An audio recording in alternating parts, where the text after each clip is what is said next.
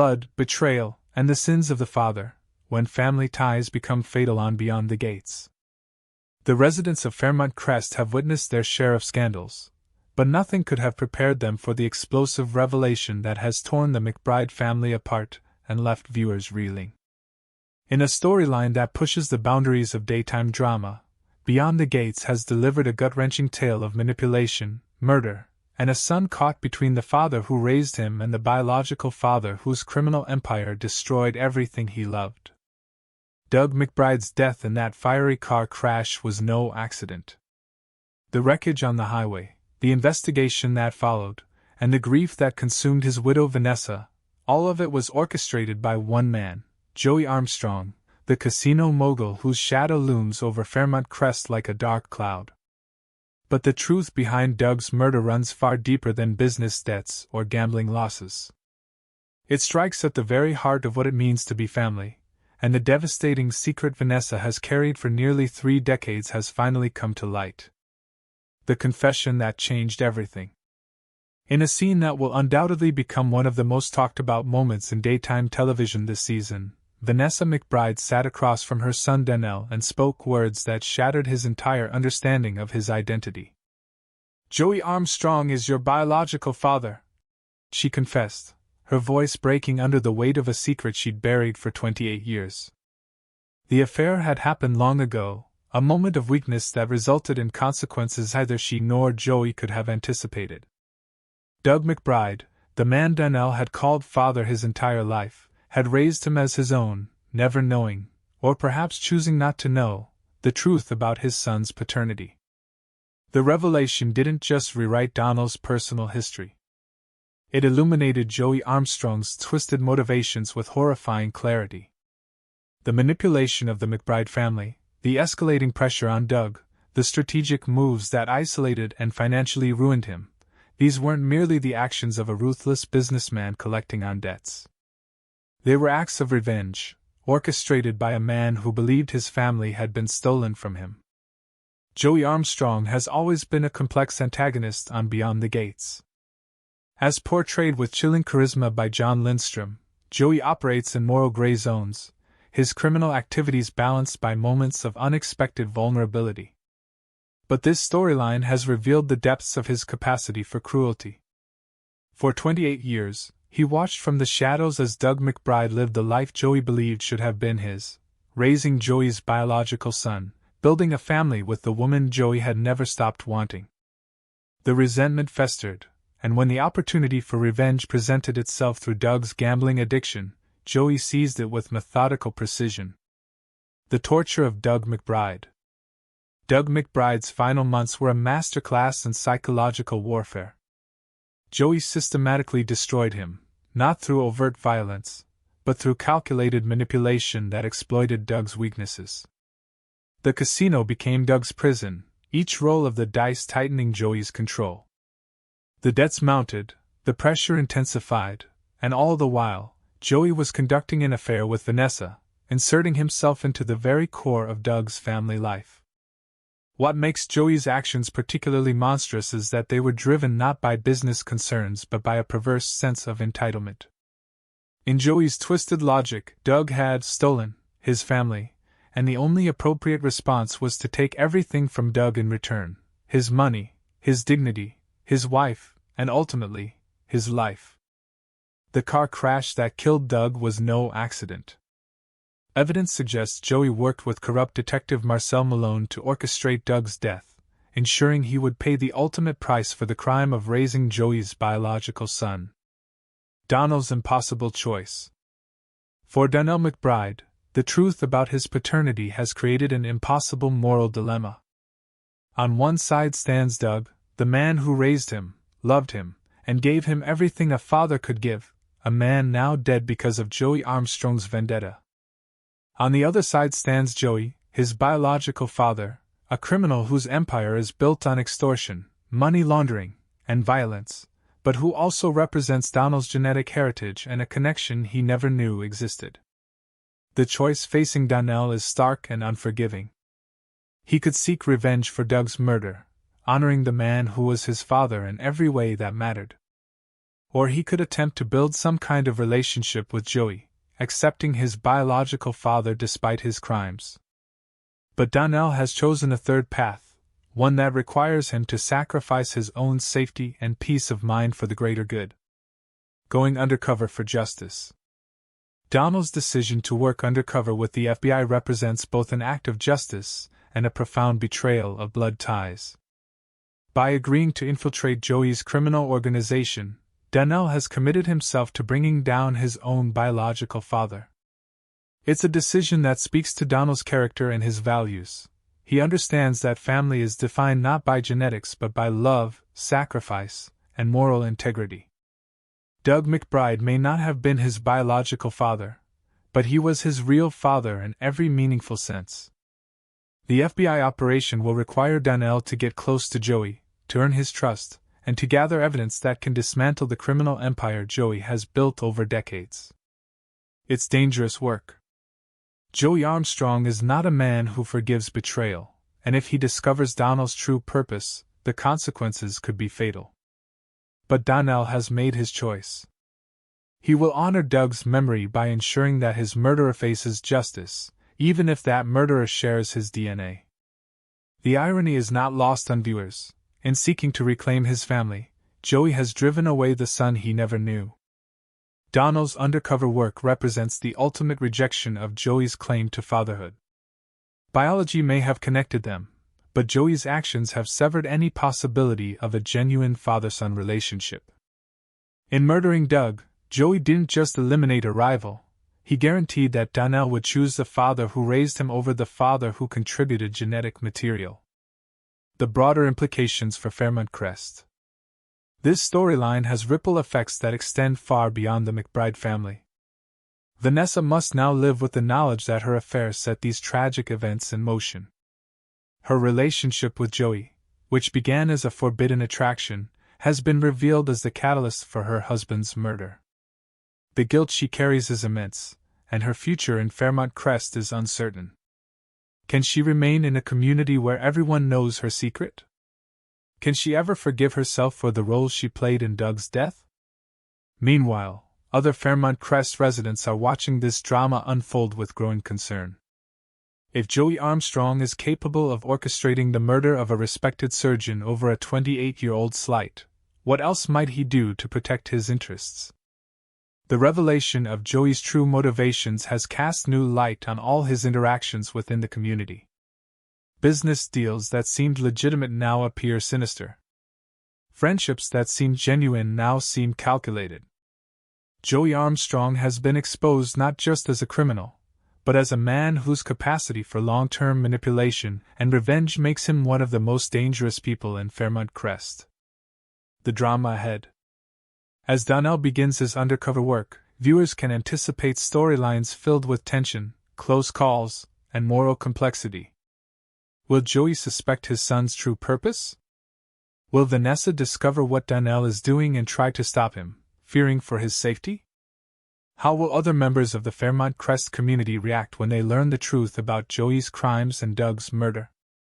The writers of Beyond the Gates have crafted a storyline that honors the grand tradition of soap opera while bringing fresh psychological depth to familiar tropes. The secret paternity, reveal, the vengeful criminal, the undercover operation, these are classic soap elements, but they've been woven together with unusual sophistication. Joey Armstrong is not simply evil, he's a man whose understandable desire for family has been twisted into something monstrous by years of resentment. Donnell is not simply heroic, he's a young man grappling with profound questions about identity, loyalty, and what it means to be someone's son. Conclusion: the power of choice. At its core, this storyline is about choice and its consequences. Vanessa chose to have an affair 28 years ago, and that choice has reverberated through the decades to produce tragedy. Joey chose revenge over reconciliation, and that choice cost Doug his life and destroyed any chance Joey might have had for a relationship with his biological son. Donnell now chooses justice over blood, and that choice will define his future and potentially his survival.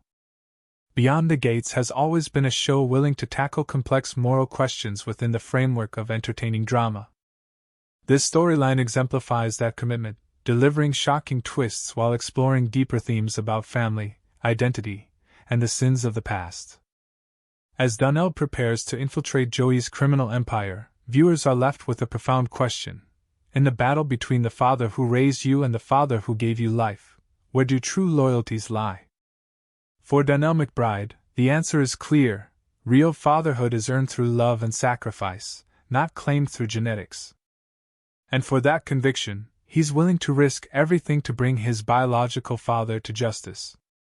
The residents of Fairmont Crest have learned a painful lesson. The past never stays buried for long, and the secrets we keep to protect ourselves often become the very weapons that destroy us. As this explosive storyline continues to unfold, one thing is certain: nothing will ever be the same for the McBride family, and the reverberations of Joey Armstrong's revenge will be felt throughout Fairmont Crest for years to come. Next, Andre Richardson thought he had it all figured out. A successful entrepreneur with charm to spare, he moved through life with the confidence of a man who believed he could have his cake and eat it too. But in the upscale community of Fairmont Crest, secrets have a way of surfacing at the worst possible moment, and Andre's carefully constructed double life is about to come crashing down in the most explosive way imaginable. The trouble began innocently enough, or so Andre told himself. His relationship with Danny had always been complicated, a whirlwind of passion and spontaneity that left both of them breathless. Danny, a former model with striking features and an independent spirit, had captured Andre's attention from the moment they met. Their connection was electric, the kind that made rational thought nearly impossible. But Andre had also been seeing Ashley, a woman whose quiet sophistication stood in stark contrast to Danny's fiery personality. Ashley worked in finance, spoke 3 languages, and moved through the world with an understated elegance that Andre found equally irresistible.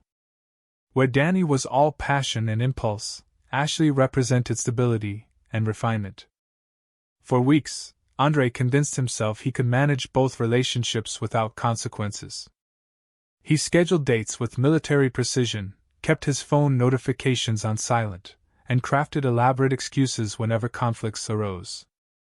In his mind, he wasn't being malicious, he was simply exploring his options before making a final decision. Or at least, that's what he told himself during those rare moments when guilt threatened to break through his rationalizations.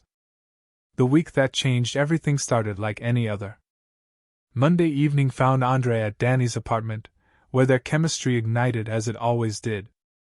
Wednesday, he took Ashley to an upscale restaurant downtown, where they talked about their future over candlelight and expensive wine. By Friday, Andre was congratulating himself on his successful juggling act, completely unaware that fate was about to deal him a devastating hand. 3 weeks later, Danny sat in her bathroom, staring at the positive pregnancy test in her trembling hands. Her mind raced through the implications, the timeline, the impossible conversation she would need to have with Andre. She had always imagined that if she became pregnant, it would be a moment of pure joy, not this confused mixture of excitement and dread. That same afternoon, across town, Ashley experienced an identical moment of revelation. She too held a positive test, her perfectly manicured hands shaking as reality set in. For both women, the news was overwhelming, life-altering, and completely unexpected. When Danny finally worked up the courage to tell Andre about the pregnancy, his reaction was everything she had hoped for: initial shock followed by genuine happiness. He held her close, made promises about their future together, and assured her that he would be there every step of the way. For a brief, shining moment, Danny allowed herself to believe in the fairy tale. 2 days later, Andre's phone rang while he was in the shower at his apartment. Danny, who had stayed over, saw Ashley's name flash across the screen. Something in her gut twisted. When Andre emerged, toweling his hair dry, Danny's casual question about the missed call was met with a too-quick explanation that only deepened her suspicion. The truth, when it finally emerged, came from the most mundane of circumstances. Both women had scheduled appointments with the same obstetrician, a highly regarded specialist in the area. In the waiting room, Danny and Ashley ended up sitting just 2 chairs apart, each absorbed in their own thoughts until the receptionist called out, "Is Andre Richardson here with either of you?" The question hung in the air like a grenade with the pin pulled. Both women looked up simultaneously, their eyes meeting in a moment of horrible, dawning comprehension. Neither needed to say a word. The matching expressions of shock and betrayal told the entire story. What followed was not the dramatic confrontation one might expect. Instead, Danny and Ashley stepped outside the medical building and found themselves sitting on a bench in the small garden area, processing the impossible reality of their situation. The initial anger gave way to a strange, shared sense of disbelief. How had they both been so blind? What kind of man could betray 2 women so completely? As they compared notes, dates, excuses, the small details that now took on sinister new meaning, a different emotion began to replace their shock. Anger, yes, but also something more calculated. Something that felt almost like solidarity.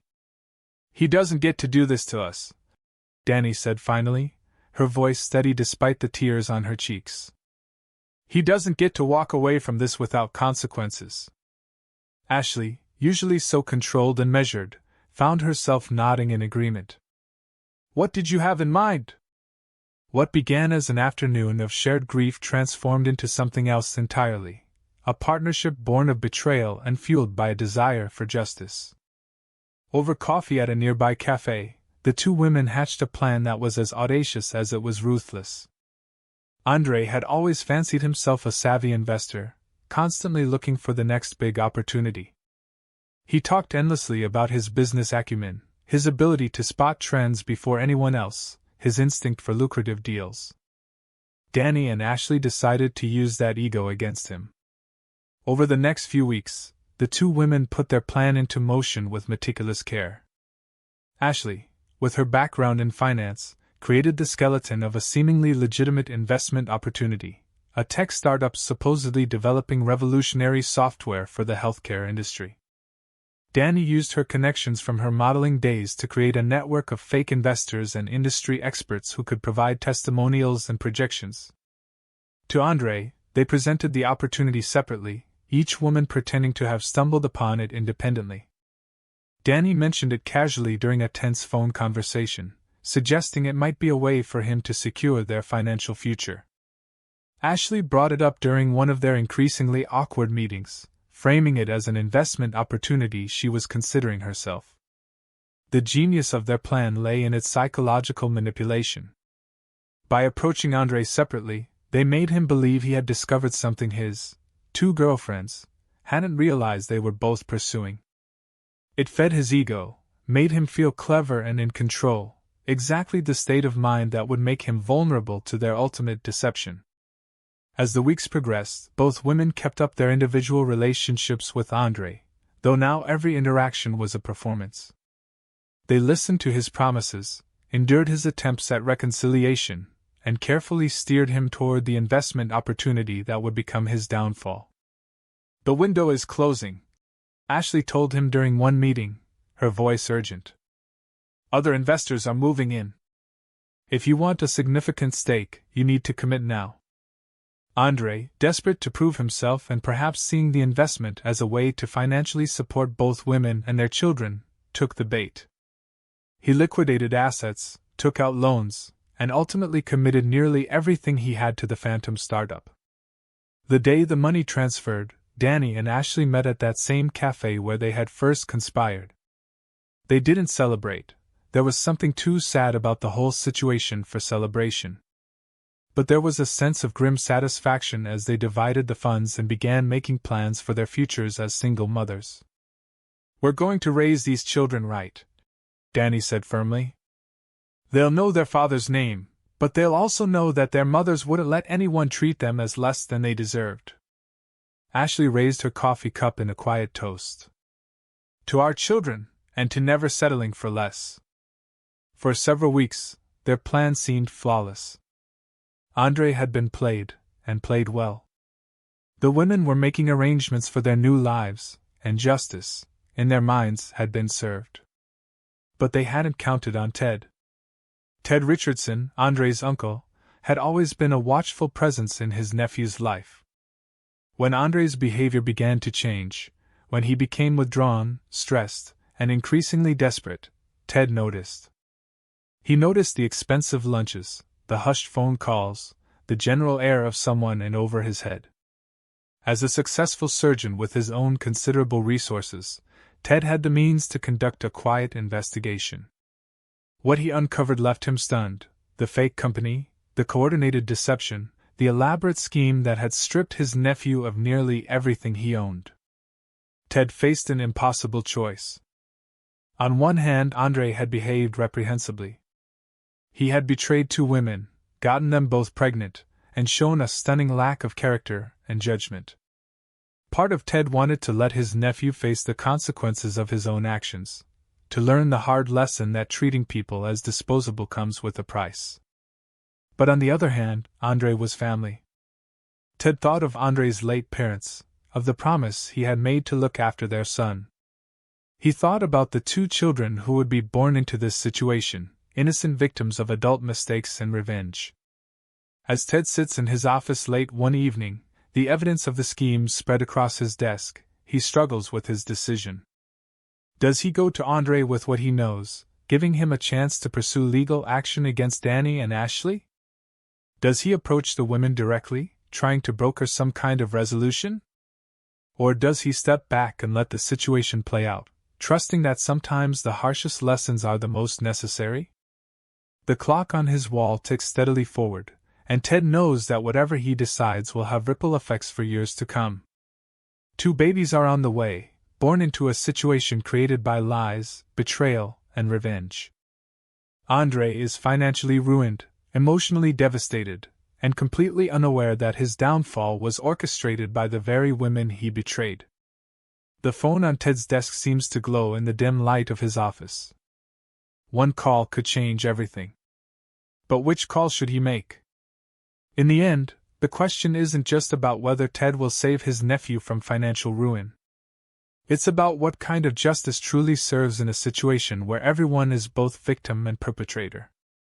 It's about whether redemption is possible when trust has been so thoroughly destroyed. And most importantly, it's about what kind of world those 2 innocent children will be born into, one where betrayal is met with revenge, or one where even the deepest wounds can begin to heal. As Ted reaches for the phone, the future of 4 adults and 2 unborn children hangs in the balance, waiting for his decision.